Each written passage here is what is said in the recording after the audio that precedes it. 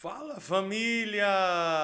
Pastor Jonatas na área para nós começarmos mais um devocional do nosso projeto Jovens Fortes 2026. Isso mesmo, nós estamos no dia 28 do nosso projeto e estamos lendo o Evangelho de Lucas e hoje a nossa leitura é no capítulo 6 e no capítulo 7, ok?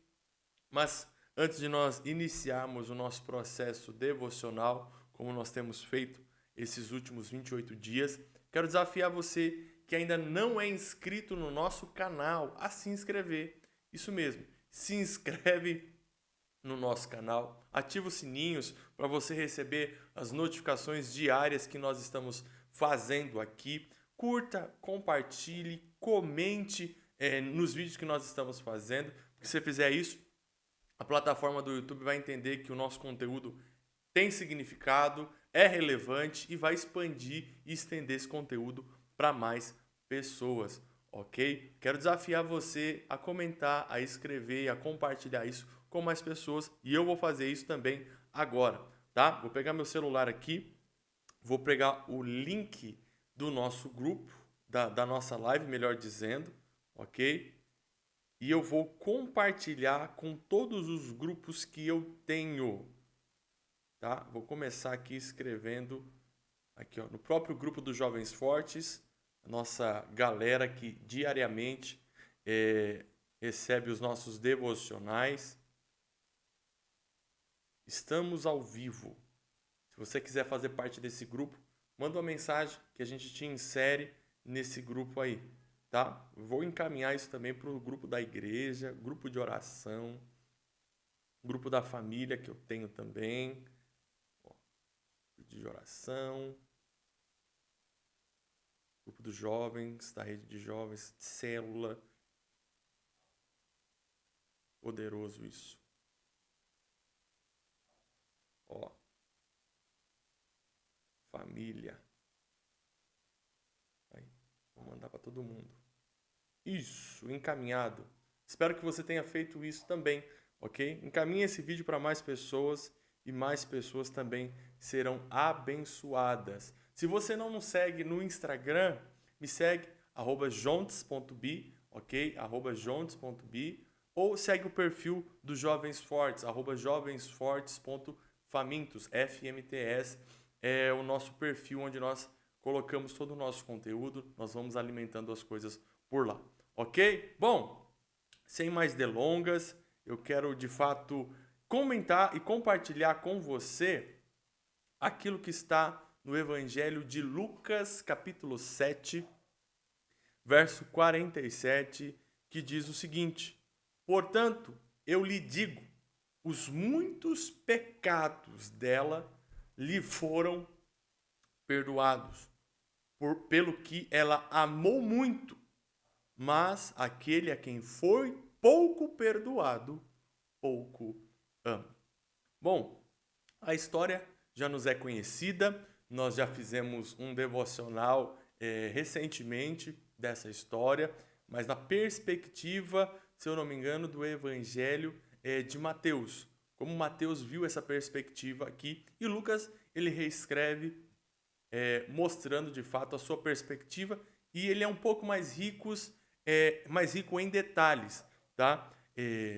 Nós sabemos que é a história de Maria, que está no jantar na casa de Simão, e ela, de fato, unge Jesus com um perfume de nardo muito caro, um nardo muito precioso. No Evangelho de Lucas, nós vimos que ela quebra, de fato, esse perfume na cabeça de Jesus, ungindo. Só que aqui, no Evangelho de Lucas, Lucas escreve que ela começou a ungir os pés de Jesus e beijava os pés de Jesus e secava os pés de Jesus com os seus cabelos. Era uma mistura do óleo que ela quebrou com as lágrimas que ela estava derramando e, de fato, demonstrando essa adoração extravagante que nós vimos no Evangelho de Mateus. Mas agora eu quero mostrar para você uma outra perspectiva, porque o Evangelho de Lucas ele dá uma ênfase não na ação extravagante de Maria, mas ele dá uma outra ênfase em relação ao poder do perdão dos pecados. A história começa, né? Quero mostrar para vocês que Jesus está no jantar, juntamente com aquelas pessoas que nós já citamos, e Simão, o ex-leproso, ele começa a condenar a Jesus por deixar com que essa mulher, com que Maria tocasse em Jesus, quebrasse o perfume e fizesse tal ação. É interessante porque ele classifica aquela mulher como uma mulher pecadora. Simão, o ex-leproso, que provavelmente havia recebido de Cristo o milagre da sua lepra, de ser restaurado da sua lepra, agora se coloca na posição de julgar a mulher por conta dos pecados que ela havia cometido. Olha que interessante, irmãos. A mentalidade de acusação que muitas vezes toma conta do nosso coração. Nós nos esquecemos daquilo que um dia fomos, nós nos esquecemos daquilo que um dia cometemos, esquecemos que nós recebemos o perdão e a cura de Cristo, e ao invés de usar de misericórdia com aquelas pessoas que se aproximam de Jesus, Simão está condenando. E muitas vezes nós usamos dessa arma, da condenação da atitude daquela mulher. E a Bíblia fala que aquela mulher começa a beijar, a lavar os pés de Jesus e a cercar com seus próprios cabelos. E Simão começa a condenar aquela mulher. Na cabeça de Simão, e muitas vezes na cabeça nossa, na cabeça da antiga aliança, o pecado daquela mulher era contagioso. Na cabeça de Simão e na cabeça das pessoas que cercavam aquele jantar, e muitas vezes na nossa cabeça, ter contato com pecadores vai fazer com que a gente se sinta contagiado. Porque na antiga aliança, o pecado era algo contagioso. Se você ler, você vai perceber que existiam arraiais exclusivos, lugares exclusivos para as pessoas que sofriam com lepra, para mulheres que tinham no seu período menstrual, tinha que ser separado, para as pessoas, desculpa, irmãos, para pessoas que tinham alguma dificuldade física. Essas pessoas eram excluídas da comunidade, eram excluídas do contexto social, porque elas estavam debaixo de um pecado. E por estarem debaixo de um pecado, elas não podem tocar em nós, elas não podem ter relacionamento conosco, elas precisam ficar de longe, porque aquilo que elas carregam é contagioso. E se ela toca em mim, pelo amor de Deus, eu preciso passar por um processo de purificação, lavagem, eu preciso de fato, me banhar no óleo para que aquele pecado não chegue e não contamine a minha vida. E aí vem Jesus. Jesus vem e no contraponto, na contramão dessa mentalidade religiosa da antiga aliança, ele estabelece um novo tempo. Ele estabelece uma nova aliança. Agora, o pecado do pecador não contamina Cristo. Muito pelo contrário. Existe um poder em Cristo que é muito maior do que o pecado do pecador. Agora, os pecadores se aproximam e podem se aproximar de Cristo para receber perdão. Agora, os doentes podem se aproximar de Cristo para receber a cura. Agora, os enfermos podem se aproximar de Cristo para serem sarados. Em Cristo não há exclusão. Em Cristo não há distanciamento. Em Cristo existe aproximação. Em Cristo existe reconciliação. Em Cristo nós podemos nos aproximar. É por isso que o escritor aos Hebreus, nós já chegamos nessa leitura, né? Nós já passamos no escritor aos Hebreus, ele fala, olha, nos aproximemos com confiança diante do trono da graça.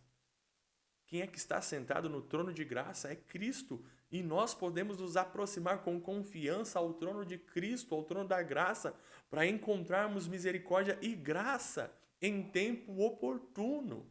Qual que é o tempo oportuno para encontrar graça? É no tempo da dificuldade, é no tempo da enfermidade, é no tempo que nós pecamos, nós encontramos a oportunidade de nos aproximar do trono da graça.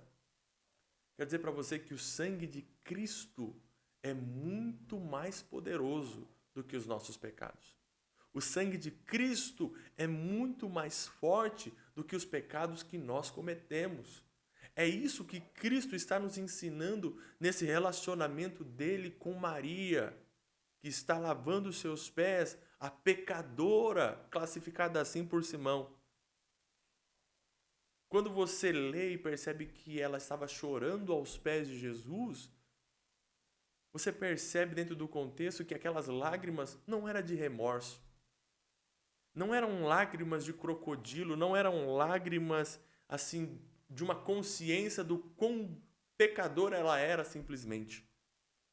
Era uma consciência de que eu estou diante de Cristo. Eu posso tocar em Cristo e não ser excluída. Eu posso tocar em Cristo e não ser rejeitada. Eu posso tocar em Cristo e ser perdoada. As lágrimas dessa mulher eram lágrimas de quem recebeu o perdão dos seus pecados. Eram lágrimas de gratidão. Eram lágrimas de aceitação. Eu fui aceita. Eu fui perdoada. Eu fui de fato traga para perto. Eu fui trazida para perto de Cristo. Não estou distante.